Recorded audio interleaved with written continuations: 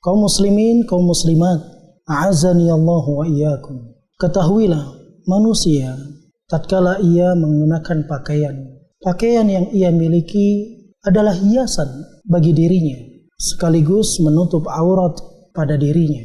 Semahal apapun baju yang dia miliki, yang dia punya, 1 hari, 2 hari dia makan memakainya. Tapi kalau kita perhatikan, di hari ketiga dan di hari keempat, terasa pakaian itu tidak lagi nyaman seperti di awal dia memakainya. Apalagi kalau sudah masuk hari ke-5, hari ke-6, mungkin sampai hari ke-7, walaupun dia senang dan suka, dia merasa nyaman dengan baju tersebut, niscaya jika sudah masuk hari ke-7, hari ke-8 dan seterusnya, maka pakaian yang mahal yang dia miliki tersebut, dia tidak akan biarkan bergantung di lemarinya, atau dia tidak akan biarkan pakaian itu tetap menempel berada di tubuhnya. Pasti sesekali dia ingin menyucinya, karena dia mengerti baju yang dia pakai tersebut, walaupun itu dia senang dan dia suka dengan pakaian tersebut, mahal harganya.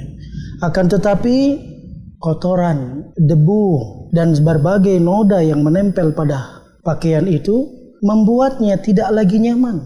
Coba kita renungkan dengan jiwa kita yang selama ini kita hidup melangkahkan kaki di muka bumi ini dengan jiwa itu. Kalau saja pakaian secara yang kita pakai setiap harinya membutuhkan pembersihannya, bagaimana pula dengan jiwa kita? Tentu itu lebih utama.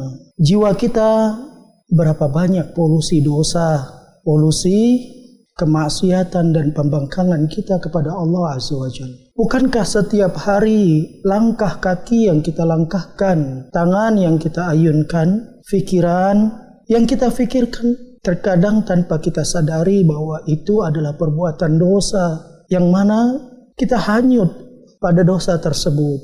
Dan ini adalah sebuah musibah bagi seorang mukmin yang beriman kepada Allah Azza wa Jalla dan yaumul akhir. Tatkala ia telah kehilangan jiwa yang selama ini dia mulai tunduk kepada Allah Azza wa Jalla. Bukankah dia ingat 3-4 tahun yang lalu tatkala ia pertama kali mendengar ceramah seorang ustadz, hati itu begitu tersentuh. Tanpa ia sadar, ceramah tersebut membuatnya menangis dan meneteskan air mata. Dan tak jarang pula ketika dia berada di dalam kesendiriannya di malam hari, tatkala seorang anak telah tidur dan istri pun telah lelap dalam malamnya, dia bergegas, berwudu, dia bentangkan sajadah, kemudian dia letakkan keningnya di hadapan Allah. Itulah hakikat ubudiyah kepada Allah Azza wa Jalla.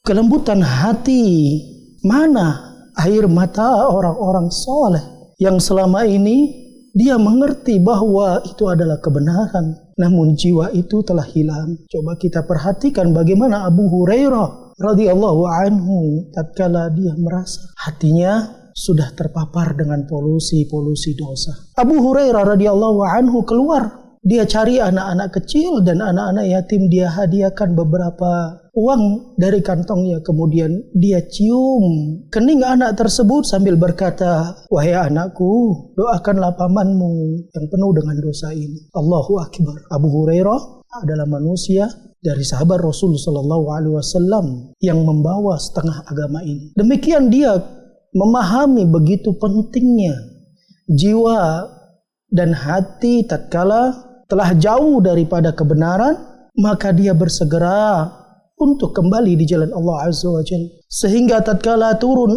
ayat Allah Azza wa Jalla, "Alam ya'ninil ladzina amanu an takhsha'a qulubuhum li dzikrillah." Kapan lagi datang ketundukan dan khusyuk hati seorang muslim, seorang mukmin yang beriman kepada Allah Azza wa Jalla ketika dengar firman Allah Azza wa Jalla. Ibnu Mas'ud atau sahabat yang lainnya mengatakan ayat ini ditunggu oleh Allah Azza wa Jalla selama 13 tahun. Jemaah kaum muslimin, kaum muslimat, ini bukanlah waktu yang singkat, ini waktu yang amat panjang. Demikian mereka berusaha untuk membersihkan kotoran-kotoran dosa demikian. Terkadang kita dengan hiruk pikuk dunia melalaikan kita, membuat kita tak lagi kenal dengan Sang Pencipta. Kita sudah melampaui batas. Bukankah batasan hidup kita di dunia ini seperti apa yang Allah firmankan di dalam surah Adz-Dzariyat ayat 56, "Wa ma khalaqatul jinna wal insa illa liya'budun." Tidaklah aku ciptakan jin dan manusia. Itu mereka bangsa jin dan manusia Allah Subhanahu wa taala ciptakan tidak lain kecuali untuk beribadah kepada Allah Azza wa Jalla. Beribadah untuk tunduk, menundukkan, merendahkan diri di hadapan Allah Azza wa Jalla. Itulah hakikat ubudiyah. Bagaimana mungkin seorang muslim ketika dia mengenal sunnah, mengenal pengajian-pengajian, di awal dia mendapatkan hidayah, dia mudah meneteskan air matanya, lembut jiwa dan hatinya. Akan tetapi begitu dia sudah mengenalnya,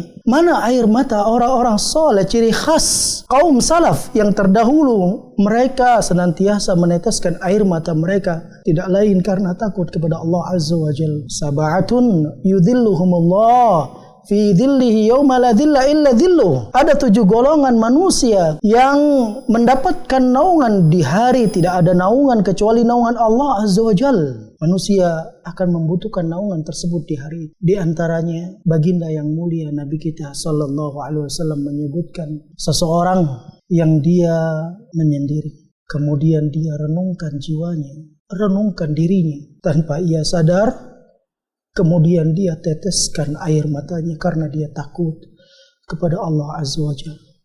Pernahkah kita suatu hari kita masuk ke dalam kamar kita dalam keadaan sendirian? Di malam hari sebelum kita tidur kita matikan lampu. Kemudian kita berselimut. Dalam kondisi kegelapan tersebut kita terasa panas. Coba kita bayangkan kalau panas itu adalah api neraka yang begitu membara, narun taladha, apa yang akan terjadi? Tanpa ia sadar dia takut kebesaran Allah Azza wa Jalla. Kemudian dia teteskan air mata. Dia mengenal jiwa yang seperti ini. Inilah kelembutan jiwa yang diharapkan, yang dengannya seorang muslim sebagai modal untuk masuk ke dalam surga Allah Azza wa Jalla. Yauma la yanfa'u malun wala banun illa man atallaha biqalbin salim. Di hari tidak lagi bermanfaat harta dan anak-anak kecuali orang-orang yang mereka datang kepada Allah Azza wa Jalla dengan mereka membawa hati yang bersih, hati yang selamat dari kesyirikan, dari kekufuran, dari kedengkian, dari berbagai bid'ah dan kemaksiatan kepada Allah Azza wa Jalla. Itu modal bagi seorang muslim menghadap Allah Azza wa Jalla. Dengannya Allah akan memberikan rahmatnya, kemudian akan memasukkannya ke dalam surga Allah Azza wa Jalla. Bukankah ini adalah sebuah harapan bagi setiap muslim yang langkah kakinya dia akhiri di negeri akhirat, yang mana dia mendapatkan kenikmatan yang tiada henti, kenikmatan yang abadi. Inilah harapan bagi setiap orang-orang yang beriman kepada Allah Azza wa Jalla dan hari akhir. Tidak ada harapan yang lebih tinggi dibandingkan harapan seseorang ingin masuk ke dalam surga Allah Azza wa Jalla. Coba kita perhatikan bagaimana seorang wanita yang sudah tua di masa Nabi Musa alaihissalam, tatkala Nabi Musa dikejar-kejar oleh Fir'aun, tidak ada lagi jalan untuk mereka keluar dari negeri Mesir. Maka tatkala itu jalan sudah mulai gelap, tak seorang pun yang bisa memberikan petunjuk tatkala itu. Nabi Musa alaihissalam bertanya kepada para Bani Israel, siapa di antara kalian yang mengerti jalan ini agar kita bisa selamat dari kejaran Fir'aun? Maka ada seorang di antara mereka berkata bahwa dulu kita pernah berjanji bahwa kita tidak akan pernah meninggalkan Mesir kecuali kita membawa jenazahnya Yusuf alaihissalam. Kemudian apa yang terjadi? Kemudian seorang Bani Israel mengatakan tidak ada yang tahu kuburan Nabi Yusuf alaihissalam kecuali seorang wanita yang sudah tua. Maka Nabi Musa bertanya, mana wanita tersebut? Tunjukkan kepadaku. Maka tatkala bertemu Nabi Musa alaihissalam dengan wanita yang sudah tua tersebut, maka Nabi Musa meminta petunjuk agar bisa ditunjukkan di mana kuburan itu. Apa kata wanita tua tersebut? Lihat bagaimana jiwa yang bersih, jiwa yang tidak ada harapan kecuali surga Allah Azza wa Jalla. Dia katakan kepada Nabi Musa alaihissalam, wahai Musa, aku tidak akan tunjukkan di mana tempat kuburan Nabi Yusuf alaihissalam kecuali engkau mau mengabulkan permohonanku. Maka Nabi Musa bertanya, apa permohonanmu, wahai ibu? Maka wanita tua tersebut mengatakan, aku ingin di surga bersamamu. Allahu Akbar. Ingin di surga bersama para nabi. Bukankah ini harapan yang sangat tinggi, cita-cita yang tidak dimengerti sebagian orang yang mengaku cinta kepada Allah dan Rasul? Lihat apa yang terjadi. Nabi Musa alaihissalam bukanlah manusia yang berhak untuk menentukan fulan dan fulana di surga atau di neraka. Maka Nabi Musa menunggu wahyu dari Allah Azza wa Jalla sampai pada akhirnya Nabi Musa mendapatkan berita dari langit bahwa wanita tersebut akan bersamanya nantinya. Akhirnya dia menunjukkan di mana kuburan tersebut, di sedikit tempat yang ada perairannya. Kemudian perairan tersebut dikeringkan dan di sanalah ditemukan jenazahnya Nabi Yusuf alaihissalam. Demikian, dia tidak meminta agar menjadi orang kaya, agar kembali muda, cantik, jelita, tidak. Yang dia inginkan adalah surga Allah Azza wa Jalla. Seperti itu jiwa yang bersih yang selama ini hilang dari seorang yang beriman kepada Allah Azza wa Jal. Bukankah dahulu dia sudah mengikrarkan kepada Allah Azza wa Jal, dan dalam ucapan dia, raditu billahi rabba wa bil islami dina wa bi Muhammadin sallallahu alaihi wasallam nabiyya. Bukankah juga Allah Subhanahu wa taala telah berfirman di dalam kitab sucinya, Allah mengatakan, inna salati wa nusuki wa mahyaya wa mamati lillahi rabbil alamin. Sesungguhnya salatku dan nusukku. Para ulama menyebutkan makna daripada nusuk. Ada yang mengatakan sesembelihan. Secara umum dia adalah ibadah kepada Allah Subhanahu wa taala. Salat dan ibadahku, hidup serta matiku, tidak lain hanya untuk Rabbul Alamin. Karena dia mengerti, dia sadar bahwa Allah lah yang menciptakannya. Oleh karena itu, dia tidak ada jalan kecuali dia kembali kepada Allah dan dia tunduk patuh dengan perintahnya serta dia mengabdikan dirinya kepada Allah Azza wa Jalla. Itulah jiwa yang bersih yang hilang dari sebagian kaum muslimin.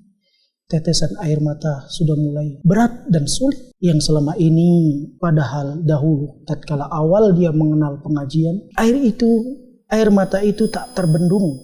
Dia berusaha membendungnya, tetapi terkadang air mata itu menetes tanpa ia sadari dan tanpa dia mengerti dalam keadaan ternyata air mata itu sudah menumpah di pipinya.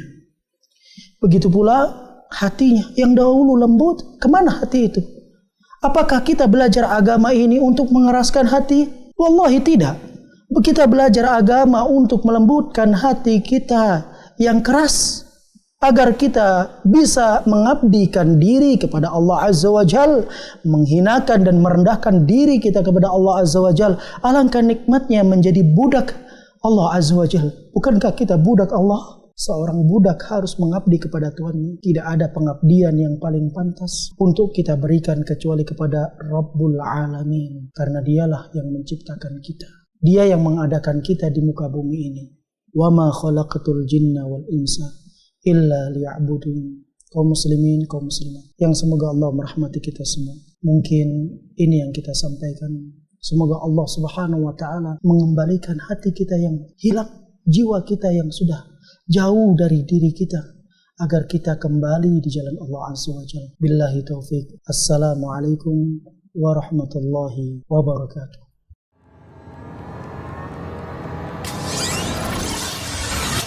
STA TV Media Syiar Islam.